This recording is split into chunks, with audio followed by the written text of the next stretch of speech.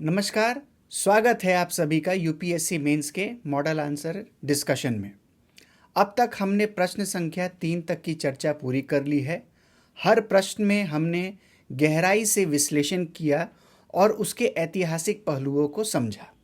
आज हम प्रश्न संख्या 4 की शुरुआत करने जा रहे हैं, जो न सिर्फ जानकारीपूर्ण है बल्कि हमारी समझ को और भी व्यापक बनाने वाला है। इस प्रश्न का शीर्षक है भारतीय स्वतंत्रता संग्राम में विदेशियों का योगदान। तो आइए आज के इस नए विषय के साथ हम इतिहास के उन पन्नों को पलटते हैं जहां विदेशी नागरिकों ने निस्वार्थ भाव से भारत की आज़ादी के आंदोलन में भागीदारी निभाई। भारत केवल एक देश नहीं है, एक भावना है। इस भावना को समझने वाले सिर्फ भारतवर्षी नहीं थे, बल्कि ऐसे कई विदेशी व्यक्तित्व भी थे जिन्होंने न सिर्फ भारत की आज़ादी के आंदोलन को समर्थन दिया, बल्कि उसे अपनी जिंदगी का लक्ष्य बना लिया। उन्होंने भारत के लिए संघर्ष किया, जेल गए और कई बार अपना देश, सुविधा और पहचान तक त्याग दिया। आइए आज हम ऐसे ही कुछ महान विदेशी सहयोगियों को याद करें। प्रश्न जैसा कि आप सभी देख पा रहे हैं, अगर बात करें अपने आंसर के इंट्रोडक्शन को कैसे लिखना है, तो आप सभी अपने सेंटेंस का फॉर्मेशन जो 2 या 3 लाइन से ज़्यादा नहीं होना चाहिए में शो करें कि कैसे इंडियन फ्रीडम स्ट्रगल न केवल भारतीयों का बल्कि कई फॉरेनर्स के कंट्रीब्यूशन का भी मिसाल है। जैसा कि आप सभी स्क्रीन पर देख पा रहे हैं, एक model introduction. Many Indians fought and sacrifice there all for India's independence.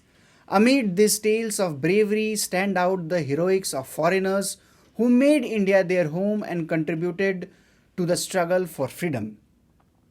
तो इस प्रकार से आप अपने इंट्रोडक्शन को लिख सकते हैं। आप चाहें तो इसमें कई प्रकार के वैरायटी भी लेके आ सकते हैं, पर इस बात का ध्यान रखें कि आपका जो इंट्रोडक्शन है वो क्वेश्चन के साथ में लिंक होना चाहिए, और इस तरीके से लिंक्ड होना चाहिए कि एक तो जैसे ही आप क्वेश्चन को पढ़े तो आपको ये समझ में आ जाए कि ये प्रश्न है और इसका जो इंट्रोडक्शन है वो इस पॉइंट को हाईलाइट कर रहा है, और जो सेंटेंस का जो आप एंड करेंगे उससे एक रास्ता मिले कि हाँ, अब आप आंसर के मेन कंटेंट की तरफ बढ़ने वाले हैं।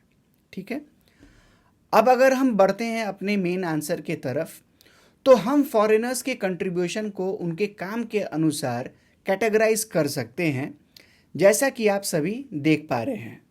पहला कैटेगरी है राजनीतिक समर्थन और संस्थानक निर्माण में। इसमें जो प्रमुख नाम है, सबसे पहला एलन ऑक्टेवियन हुम। भारतीय राष्ट्रीय कांग्रेस यानी कि आईएनसी की स्थापना की, जिससे भारतीयों की राजनीतिक आकांक्षाओं को दिशा मिला। वैंडरबर्न और यूल कांग्रेस को वैधता और पहुंच को मजबूत किया। हेनरी कॉटन संवैधानिक सुधारों को समर्थन किया। Jonathan Duncan Banaras Sanskrit college की स्थापना करके भारतीय शिक्षा और विद्या के प्रचार में योगदान दिया। दूसरा कैटेगरी है राष्ट्रीय जागरूकता और सांस्कृतिक सहयोग। इनमें प्रमुख नाम है एनी बेसेंट, जिन्होंने होम रूल आंदोलन की शुरुआत की और शिक्षा सुधार को बढ़ावा दिया। सिस्टर निवेदिता राष्ट्रीय शिक्षा, वैज्ञानिक दृष्टिकोण और महिला सशक्तिकरण में योगदान दिया। CF एंड्रयूज सामाजिक न्याय, श्रमिक अधिकार और सांप्रदायिक सद्भाव के लिए काम किया। हेनरी विवियन डोरेजियो यंग बंगाल आंदोलन के नेता। उन्होंने तर्कवाद, मॉडर्न सोच और स्वतंत्रता की भावना को छात्रों में जागरूक किया। तीसरा क्लासिफिकेशन है जमीनी स्तर पर सक्रियता। इसमें मीरा बहन, जो गांधी सत्याग्रह में भाग लिया और कई बार गिरफ्तार भी हुई। स्टोक्स और हॉर्नीमैन ग्रामीण विकास और पत्रकारिता के माध्यम से साहसी योगदान दिया।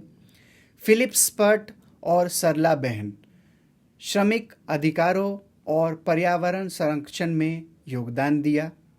कैथी हन शिक्षा और ग्रामीण उत्थान में सक्रिय भूमिका।